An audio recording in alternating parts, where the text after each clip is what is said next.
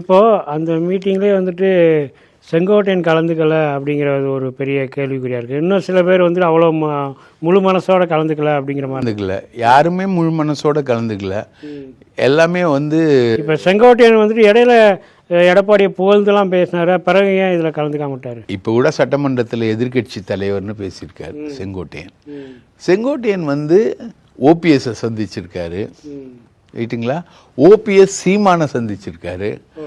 OPS வந்து சீமானை சந்திக்கிறது எதுக்குன்னா சீமானை கட்சிக்குள்ளே கொண்டு வர்றதுக்கு அப்படின்ற ஒரு நிலவரம் அப்படின்னு தான் ஓபிஎஸ் வந்து சீமானை சந்தித்து பேசிக்கிட்டு இருக்காரு அப்படின்னு சொல்கிறாங்க. கூட்டணிக்குள்ள கொண்டு வரலாம். இல்லைனா சீமான் கட்சிக்கு இப்போ வந்து ஓபிஎஸ்ஸே போயிடுற மாதிரி அவருக்கு போகிற போக்கிடம் இல்லை, பிஜேபிலையும் அகாமடேஷன் இல்லை, அதனால் சீமான் கட்சிக்கே போயிடுவாரா அப்படின்ற மாதிரி ஒரு கோரிக்கையும் உருவாயிருக்கு.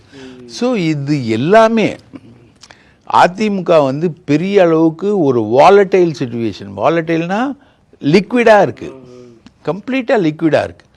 அதிமுகன்ற ஒரு கட்சியே இல்லை. எப்படி வந்து இந்திரா காந்தி அதாவது இரும்பு கோட்டை எக்கு கோட்டை அப்படிலாம் சொல்லிக்கிட்டு இருந்தாங்க, அதெல்லாம் சுக்கலாயிடுச்சு. எக்கு கோட்டை இரும்பு கோட்டைலாம் இல்லை.